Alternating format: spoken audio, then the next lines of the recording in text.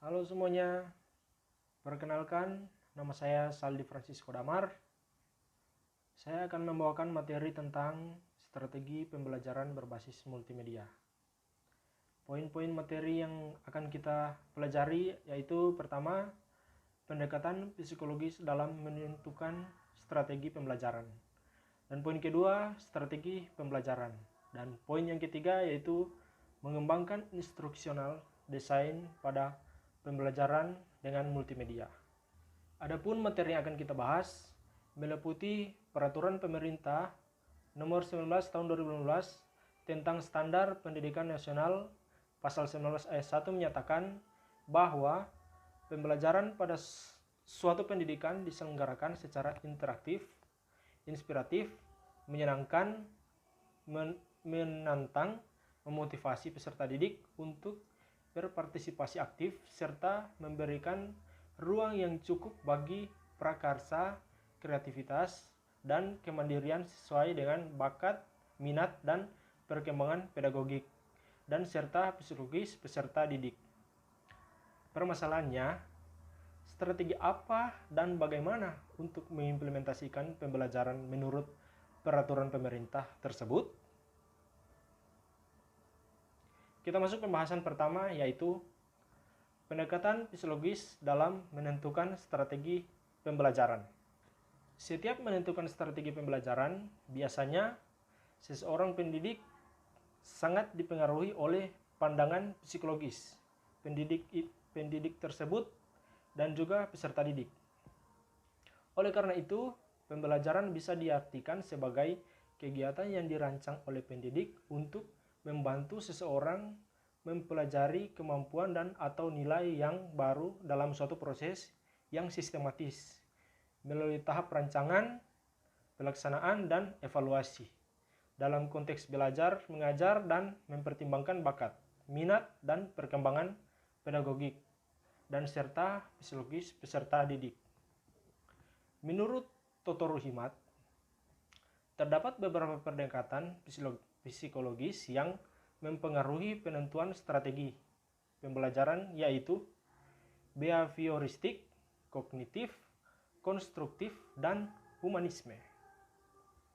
Kita masuk pada behavioristik. Menurut sebuah pendekatan yang memandang bahwa belajar merupakan perubahan perilaku individu sebagai hasil interaksinya dengan lingkungan belajarnya. Contoh model pembelajaran merupakan aktivitas yang dilakukan oleh pengelola pembelajaran untuk menciptakan kondisi lingkungan yang memungkinkan terjadinya proses belajar. Dengan demikian, lingkungan dikondisikan sebagai stimulus berupa tugas dan pembiasaan untuk memunculkan disiplin yang akan direspon oleh peserta didik selangkah demi selangkah dan diikuti oleh baliknya yang akan berfungsi sebagai penguat secara terus-menerus. Proses ini dinyatakan akan dapat merubah perilaku pelajar daripada peserta didik hingga mencapai atau menguasai konsep tertentu. Kemudian, kognitif. Kognitif merupakan sebuah pendekatan pembelajaran yang memandang bahwa belajar merupakan produk intelektual manusia dalam interaksinya dengan alam sekitar dan memahami kedudukan individunya. Contoh model pembelajaran attaining concept.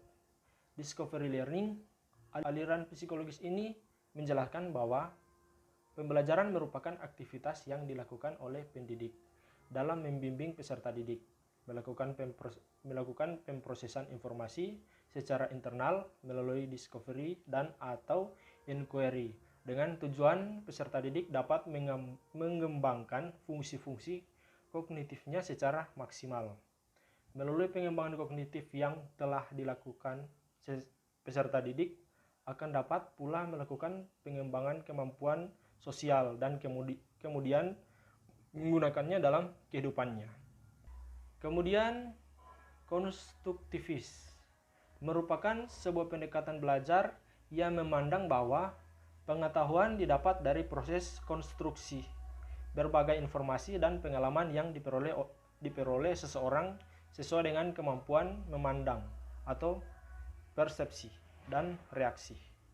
Contoh model pembelajaran problem-based learning, cooperation learning. Melalui pendekatan konstruktivisme, belajar bagi peserta didik tidak lagi merupakan menerima apa saja yang diberikan oleh pendidik, tetapi secara aktif dan kreatif membina pengetahuan yang sudah ada dan mentransformasikan dengan pengetahuan yang ada. Dengan itu, ilmu dipahami sebagai sesuatu yang tidak dipindahkan, tetapi dibina dan diproses. Dalam struktur kognitif si belajar, dalam proses tersebut, peserta didik akan menyesuaikan pengetahuan yang diterima dengan pengetahuan yang sudah ada sebelumnya untuk membina pengetahuan baru dalam pikirannya. Ya, seperti itu. Kemudian, humanisme. Psikologis humanisme disebut juga psikologi kemanusiaan. Pendidikan humanistik berusaha mengembangkan individu secara keseluruhan melalui pembelajaran nyata. Contoh model pembelajaran non-direction teaching, concept of self and inquiry on personal model. Melalui pendekatan humanisme ini, tujuan belajar diarahkan pula pada pengembangan sosial, pengembangan keterampilan berkomunikasi, serta kemampuan untuk tanggap terhadap kebutuhan kelompok dan individu. Kita masuk poin materi yang kedua, yaitu strategi pembelajaran. Sebelum menjelaskan pengertian tentang strategi pembelajaran, perlu terlebih dahulu memahami perbedaan istilah strategi, metode, pendekatan, dan teknik. Strategi pembelajaran adalah perencanaan yang dilakukan oleh pendidik untuk melakukan pembelajaran dalam mencapai suatu tujuan dengan indikator yang jelas. Metode pembelajaran adalah cara yang dapat digunakan untuk melaksanakan strategi pembelajaran. Pendekatan pembelajaran adalah titik tolak atau sudut pandang terhadap proses pembelajaran. Adapun teknik pembelajaran adalah suatu cara yang dilakukan seorang pendidik dalam rangka mengimplementasikan suatu metode atau berupa gaya seorang pendidik dalam melaksanakan suatu teknik atau metode tertentu. Kita masuk pembahasan berikut. Permasalahan strategi pembelajaran. Seberapa pentingkah strategi pembelajaran dibutuhkan dalam pembelajaran? Strategi seperti apakah yang paling ideal digunakan dalam pembelajaran? Strategi apa yang dibutuhkan agar pembelajaran yang dilakukan peserta didik dapat berlangsung tanpa dibatasi ruang dan waktu? Strategi pembelajaran berbasis multimedia yang bagaimana yang tepat untuk peserta didik? Pernahkah pendidik membandingkan strategi pembelajaran hingga menghasilkan output yang berbeda? Kita lanjut slide berikut. Pengembangan strategi pembelajaran, di antaranya melalui evolusi strategi pengembangan. Evolusi dari apa yang sekarang dinamakan strategi pengembangan Irwin Genewa dimulai lebih dari 30 tahun yang lalu. Secara garis besar, evolusi ini memiliki fase-fase utama, yaitu lahirnya metodologi dan peralatan sarana. Pada tahap pertama, proyek di UCI mengembangkan metodologi pusat dan sarana pemrograman yang akan digunakan dalam memproduksi unit-unit pembelajaran yang sangat interaktif. Dari awal diakui bahwa setiap proyek software pembelajaran untuk mencapai karakteristik utama memerlukan pendekatan rekayasa software asli. Ini berarti diperlukan kerjasama antara kelompok pendidik atau tutor yang ahli dengan programmer yang sangat cakep. Kedua kelompok harus berkomunikasi melalui sebuah sarana yang cukup mudah dipahami dan cukup rinci, sehingga mampu memberikan penggambaran kepada pendidik. Kurva belajar yang relatif rendah namun memberikan semua rincian pedagogis yang diinginkan para pendidik dari setiap peserta didik kepada programmer. Maka lahirlah apa yang dinamakan naskah, sebuah dokumen visual yang memberikan notasi semi-formal bagi pendidik untuk merancang diagram pedagogis. Kedua, software yang mudah dipindah dan mudah diterjemahkan. Pada tahap kedua, Universitas Pusat Informasi CUI dari Universitas Jenewa memulai sebuah kolaborasi panjang dengan UCI karena mikrokomputer individu pelopor workstation personal masa kini mulai tersedia. 102 proyek pertama dilakukan dengan penerjemahan besar-besaran oleh software pembelajaran yang semua ditulis dalam bahasa Inggris.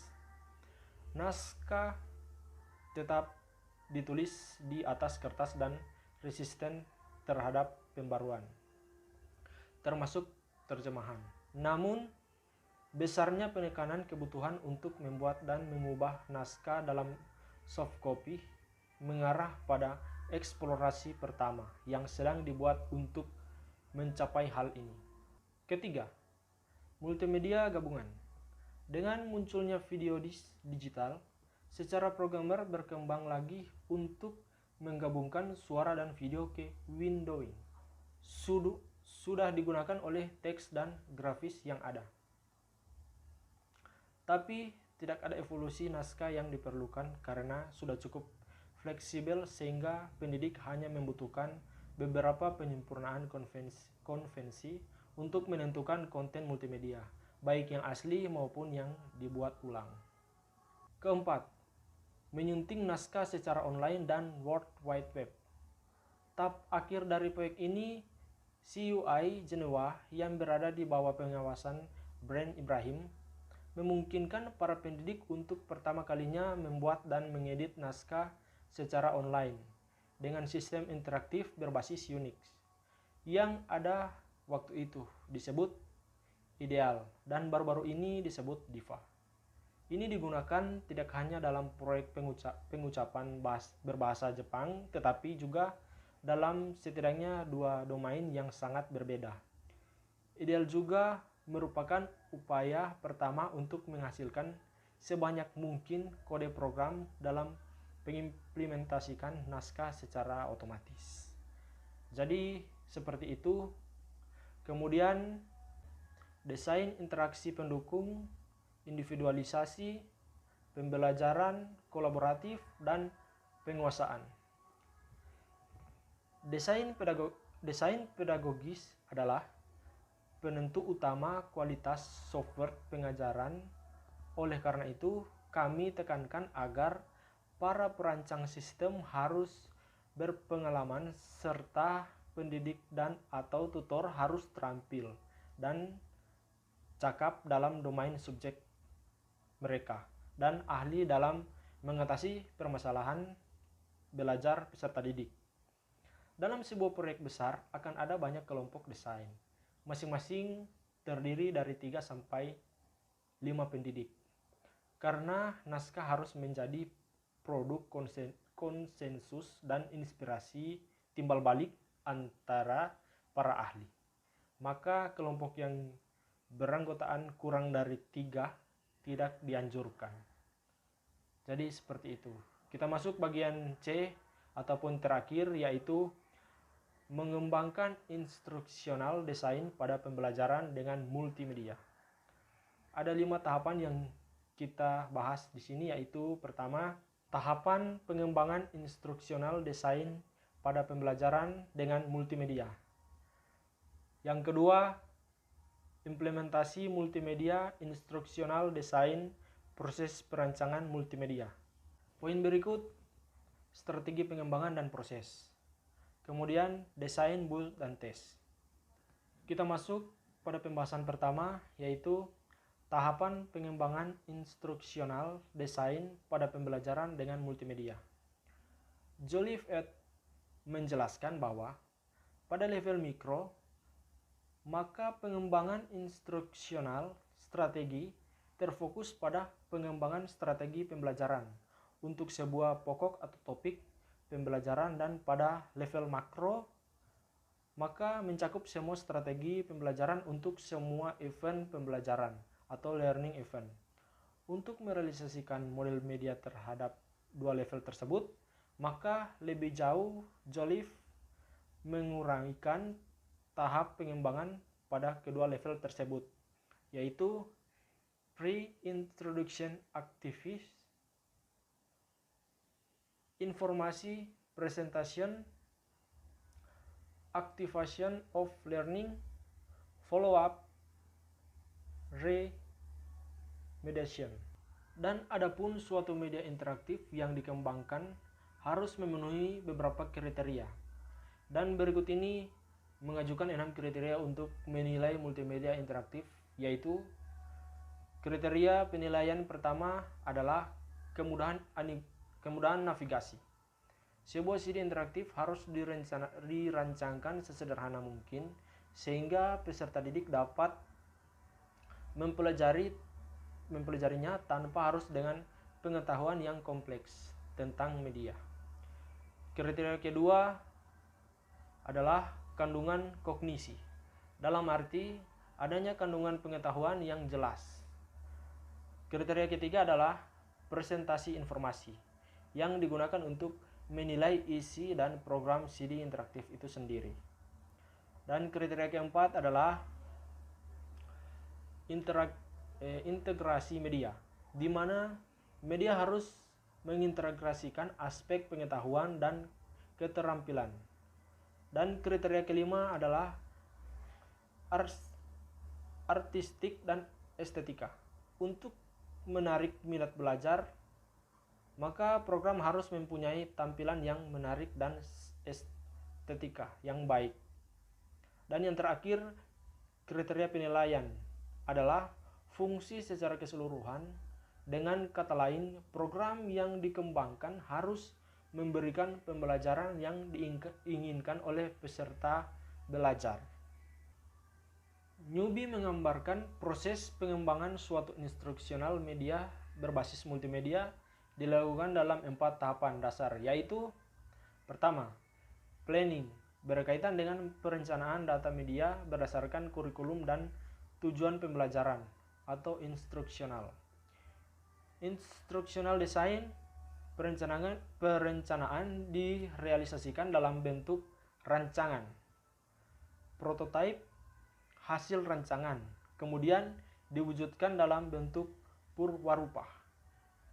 Tes purwarupa yang dihasilkan kemudian diuji coba.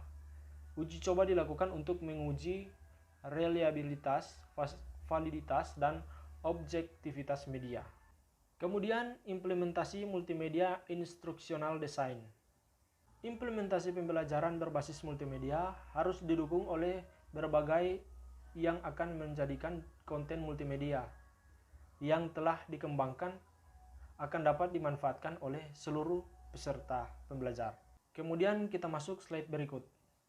Proses perancangan multimedia. Di sini ada 2 poin yang kita bahas. Pertama, analisis, dan yang kedua, pemilihan teknologi. Analisis dalam tahapan ini, pemilihan kurikulum menjadi gerak awal dari serangkaian proses berikutnya. Bagian mana dari kurikulum tersebut yang berpeluang untuk dikembangkan dengan teknologi multimedia. Pemilihan teknologi. Pada tahapan ini ditentukan teknologi apa yang akan digunakan untuk merealisasikan analisis kurikulum yang telah dilakukan. Kemudian strategi pengembangan dan proses. Berbagai tahapan pengembangan dan uji akhir terhadap peserta didik merupakan kebutuhan utama dalam pengembangan multimedia. Strategi ini tidak hanya berhubungan dengan bagian teknologi mana yang akan diuji, tetapi juga berhubungan dengan bagian perencanaan yang akan diuji sebelum pengembangan utuh dilakukan. Jadi seperti itu. Dan yang terakhir, desain build test. Pada bagian ini merupakan bagian proses yang sebagian besarnya dilakukan di laboratorium. Dalam proses ini, proyek leader harus mengetahui bagaimana hubungan kontribusi masing-masing anggota dalam memproduksi suatu program jadi. Umumnya instruksional designer merupakan suatu tim yang menjamin integritas isi media dan keteraksesan program oleh pengguna atau learning. Jadi seperti itu. Jadi desain build test merupakan bagian proses yang sebagian besar dilakukan di laboratorium. Jadi mungkin itu saja materi yang saya sampaikan kali ini. Semoga bermanfaat. Nantikan materi selanjutnya di video saya. Jangan lupa stay tune terus untuk materi-materi selanjutnya. Bye.